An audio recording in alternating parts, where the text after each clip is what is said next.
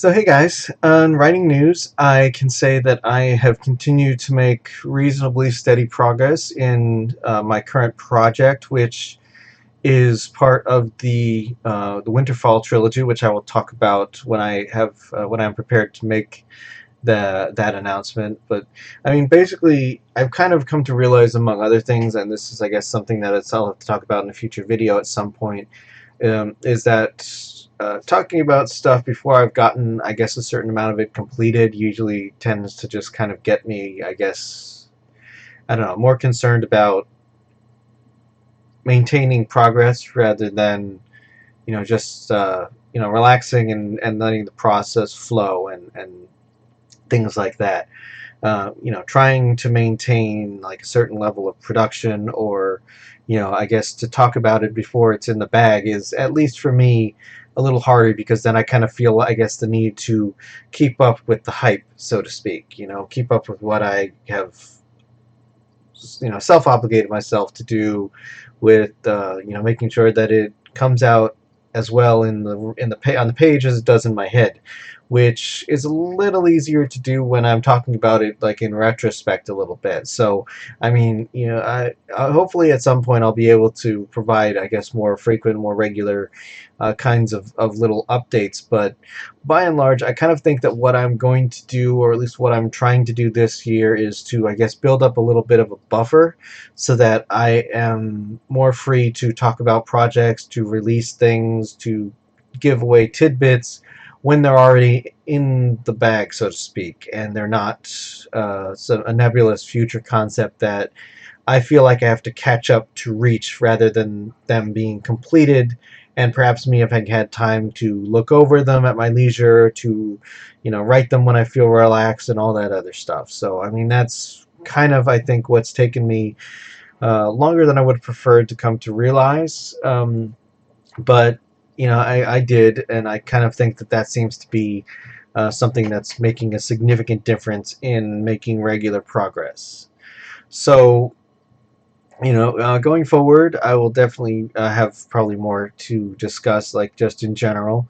But I can say that I am doing pretty well. That on one of the group of projects I'm working on right now, I am almost to the 1/4 point. And I know that I haven't really discussed very much about the specifics of the projects, but that's, kind of, I guess, me not wanting to spoil things, and also not wanting to claim victory before it's achieved and all that kind of stuff. But I can say, at least insofar as that's going, that I am making progress, that going back to work hasn't slowed that progress, which was a little bit of a concern for me, just because I recall in the past I had a lot of things on my mind, and it usually seemed to, I don't know, I guess just slow me down, or just make me, I guess, feel more pressured to get things done, so that I didn't waste the time that I had, and that kind of put more pressure on the time that I did have to work on things. Plus, I was trying to accomplish more as a minimum than I feasibly, I guess, could maintain. So, I mean, all of this boiled down together is that I think I've found a steady amount of production that I can expect of myself within a reasonable margin of time, with the quality that I'm looking for, and something that I can maintain, which I can, from there I can build on that. Because some people, it's like I get, I mean, when you hear somebody talks about how they finished a huge fraction of a project in a week, and it just kind of makes me think, oh, holy, I mean, it tells you, yeah, it's possible, but at the same time, it's, we kind of, I guess, block out the part that maybe their circumstances are different, maybe they were just really in the zone that week, and then we start thinking about how we're doing, and the frustration at not being able to necessarily match that or exceed that, or whatever the case may be. And I find that as long as it's, as long as I just can, I mean, all I really have to do these days is just tell myself, well, generally keep myself on schedule, insofar as do the things I need to do when I need to do them, and mostly it's just a matter of when I have the opportunity and I don't inadvertently fall asleep on the couch some nights. It's one of those things where it's just get started, work at least for an hour and maybe longer if you feel like it, and then just whenever you've either reached a good stopping point, you feel like stopping, or whatever. It's like, and it's one of those things that, at least to my type A personality, has been sort of counterintuitive, but it's worked really well because I've been telling myself in the past um, that you need to do something every day. And there have been a couple of nights where I've messed up on my timing. I've passed out, watched more TV than I thought I was going to, or I don't know, something has happened that meant it was not likely that I was going to start on time. But I mean, in most of these cases, I've just kind of, or at least one night this week and one night last week, I just kind of said that it's okay if you don't do anything tonight, because just chill out, relax, and don't worry about it. Because yeah, I mean, I guess I could have sacrificed some other stuff to get some work done, but it's more about, I guess, keeping myself in a good place, keeping myself in a happy zone, than it is about producing the page that I might have produced, which I'll just produce tomorrow. It's I guess it's one of those hard things, perhaps, for some of us that have that kind of a personality, to think that not doing anything, you kind of feel like you should, but at the same time, I'm trying to be, I've managed to get myself to be okay with the occasional night off, if it just, sometimes it's more counterproductive to try and do something when the conditions aren't right than it is to just wait until a little bit until they are. I mean, obviously you can't slack off too much, but there are cases in which it's just not worth the gains that you might get to do it while you're, especially if you're feeling, now that you've started late, now that you're feeling more pressured for time, or that you just don't feel like it, so because it used to be that and I guess I'm getting a little bit on that topic anyway, but it used to be that if I missed, failed to complete a certain amount, or if I skipped a day, I would feel better in the short term, but I would feel guilty for having not done that. And it kind of ended up sort of being, I guess, I don't know, not a good thing, because it ultimately just ended up stressing me more, I guess. And there would be sometimes long stretches during which I wouldn't feel up to being doing anything creative at all. But I think that what's really helped in the past couple of months, I'm not exactly sure how to describe what clicked the switch or something, what seems to be have found this a new balance, is just that I guess just being a little more flexible, and not expecting a whole lot, just as long as I try, as long as I get back to it when I stop, all that kind of stuff. So I mean, I think in the long run, by doing less at once, I'll get more done in the long run, which I think will work. Okay, so as far as my new job, and according to the timer, I've actually been talking about writing for 9 minutes, which for me is pretty good, especially given that it's a vlog. And this one, I guess, is going to be a little long, but it's anyway, it's all important stuff, and there's a lot of things to talk about. So I mean, I guess that's okay. But first 2 weeks at my new job, I am officially 2 weeks in, and I mean, so far I like it. There's a lot of positives to this. I mean, there's a lot of new things that I'm going to be doing that I am apprehensive about, but mostly just because I don't yet have the experience to sort of know, how to balance things, when, what's priority, what to schedule and stuff. I mean, I'm not, I want to point out that I'm not stressed about any of it. It's just all, things I haven't done before that I'm kind of working my way into. So it'll balance out in time. But so far, My supervisors are both really nice. I have liked everybody that I've interacted with. Most of them are nurses because I'm in the transplant services department, and I of course will not be doing any of that. I'm the administrative assistant there, which I guess pretty much means I handle all the paperwork. Everybody's like uh, travel requests, ordering supplies, filing the paperwork that they keep in the department files, um, things like that. I mean, I don't even know all the details yet. I think I'm supposed to be monitoring everybody's time cards as well. I'm sure there's some other things, but it's all, I mean, it strikes me as one of those things where, as opposed to my last job where it was like a constant flow of repetitive tasks and it always kind of felt like it was a lot of stuff that was being dumped on you, not necessarily anything huge or anything heavy, but it always kind of felt like, I mean, I guess a good way to describe it would be that it was like underappreciated. It always felt like no matter what I did there, it wasn't, it was never quite enough, even though it wasn't like, said in a harsh way or anything like that. I don't know. I kind of feel like in hindsight that my last position wasn't, I guess, conducive to good mental health.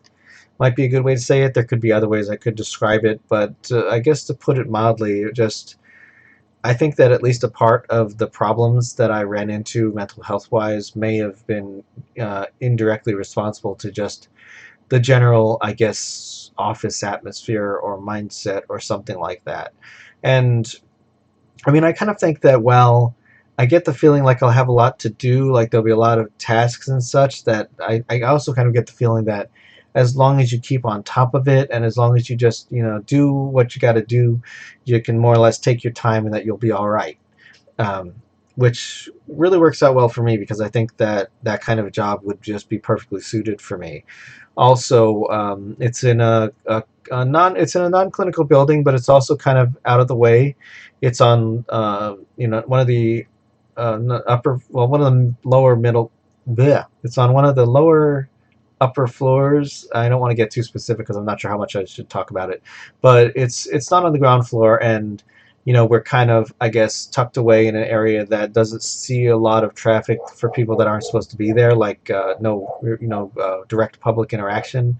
There's no front desk, so to speak. The office is kind of in this quiet floor, which I really appreciate because, I mean, not only do I like a quiet work environment, but it's also not busy that you constantly have people coming in with requests and so on and so forth. I mean, I may have that from my coworkers, but I think that anyone who's worked a public-facing job knows that it's different when your coworkers come in with a request for, like, registering them for a conference, as opposed to a person who needs to return an item or something like that. It's definitely a very different energy.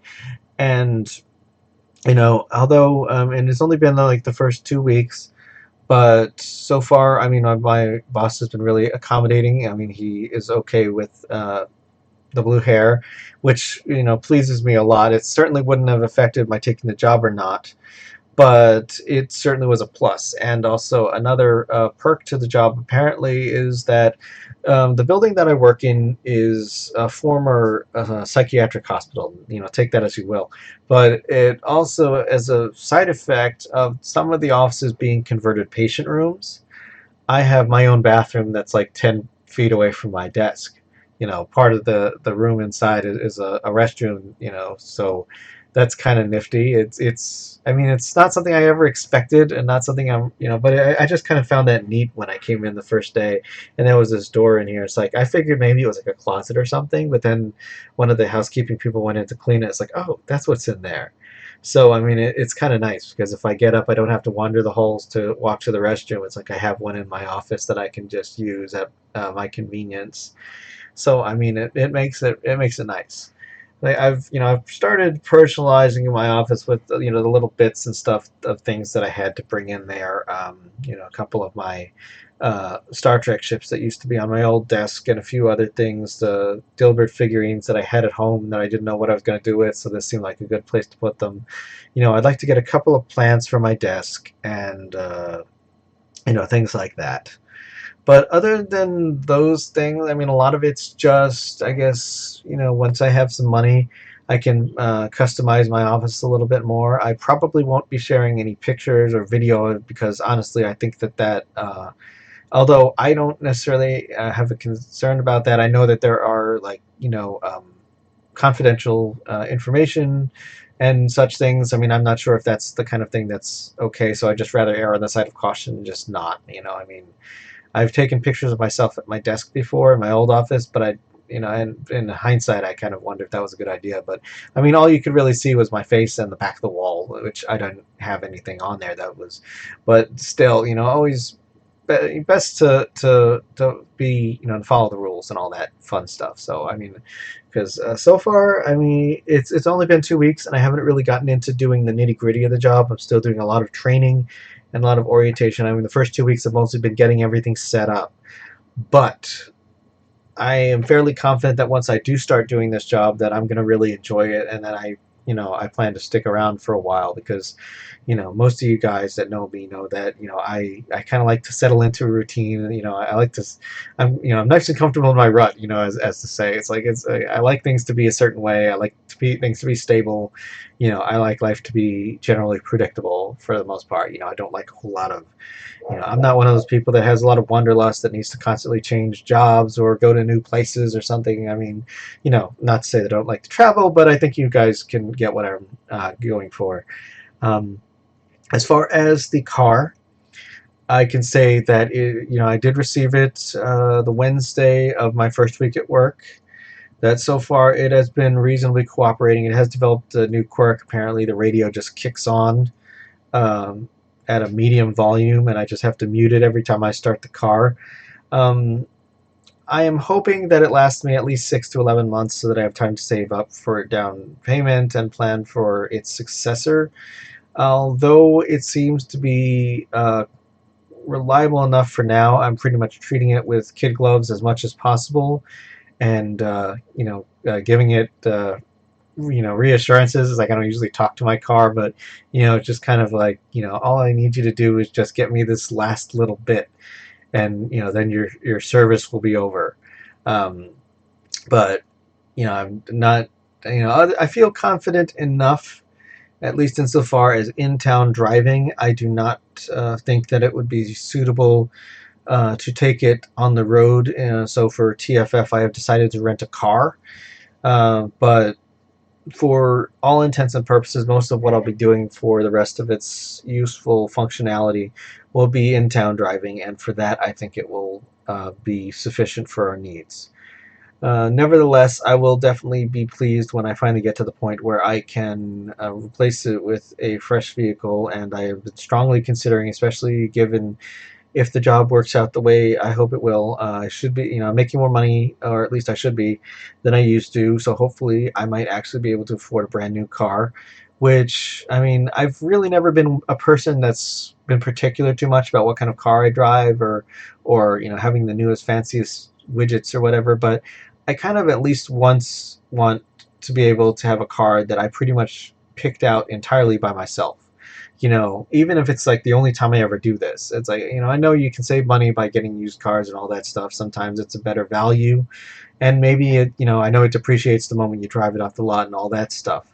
But that being said, it's kind of one of those, or at least it has become one of those bucket list things for me.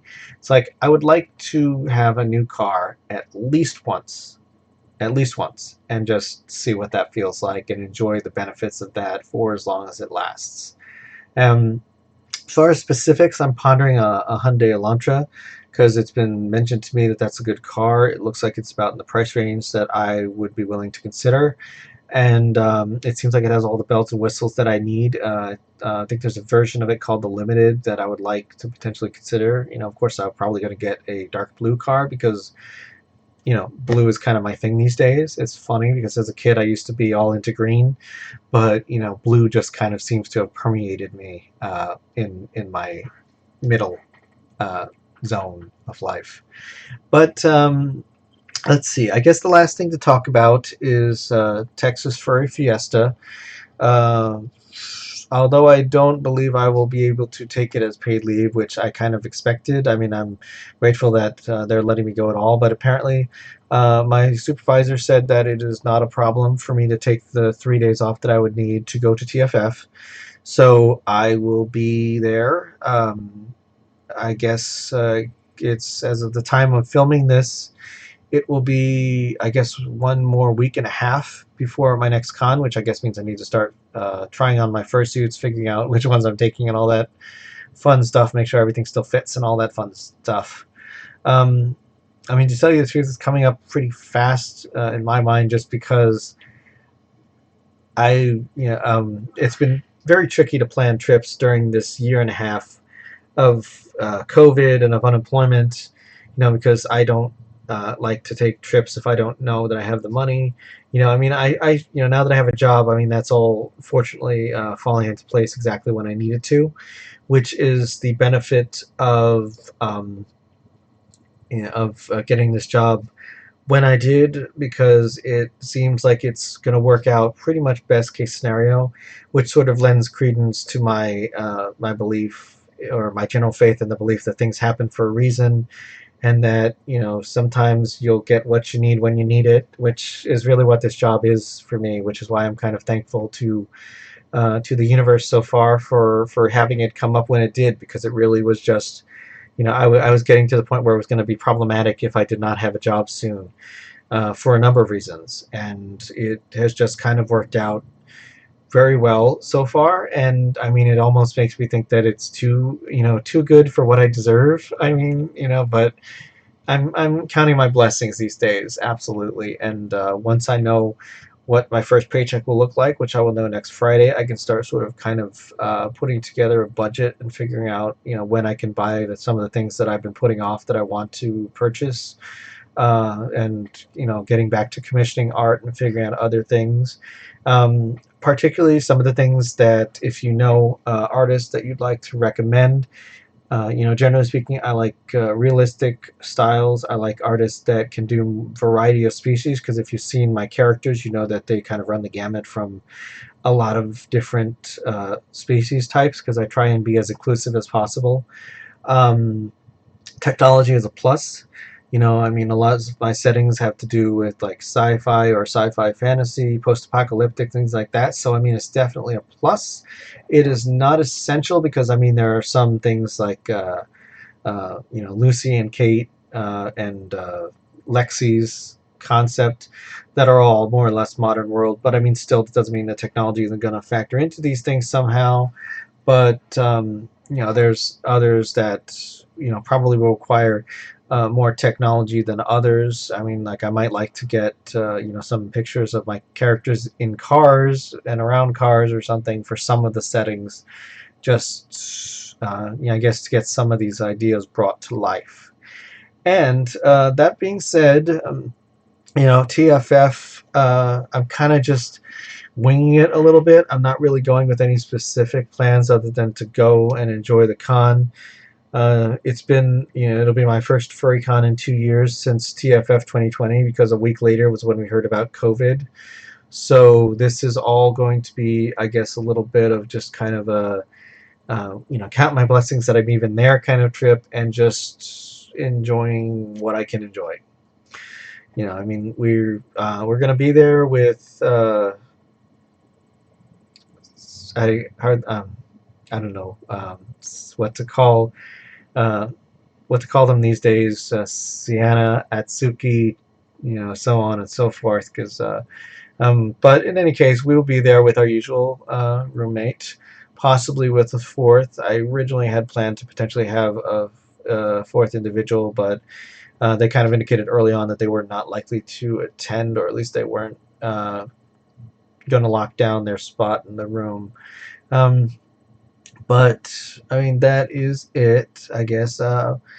Just to mention real quickly, I have started putting plans into place for this year's 56-year mission, aka Star Trek Las Vegas. I still like to refer to it like that, even though technically it's not an official event anymore. But it's the Star Trek con that I'm familiar with. And although this year was too hectic, and that Scully and Sienna could not come with us this year, it is my hope that I can at least drag them to next year's event, because at minimum, I'm hoping to be able to make at least one more before I start pondering alternative plans. Because, now that we actually have the ability to travel, I would like to eventually start making plans for some of the other large-scale trips that I would like to do while I have the opportunity, and while my mental health is in a good state, and while things are making progress. Because I would like to do a Korea, Japan trip. I would like to do a Greece, Italy trip. From what I could tell, that one we might do as a cruise. But we'll see. And I would also like to potentially, I know Shrag has talked about doing a cross-country train trip at some point, which I think would be enjoyable. I also want to, at some point when they finish the Next Generation sets at the Star Trek tour in Ticonderoga, I would like to go to that and maybe see if I can possibly get my parents to come with us, because they live in that area. Well, not that area exactly, but they live close enough that it would be drivable for them. But other than that, that's it for now, and I will catch you guys later. Thanks for watching, and if you liked it, click the subscribe button and leave a comment below. You can also find me on Twitter and a few other places on the web, or support me via Patreon or Ko-fi. Zebra hugs!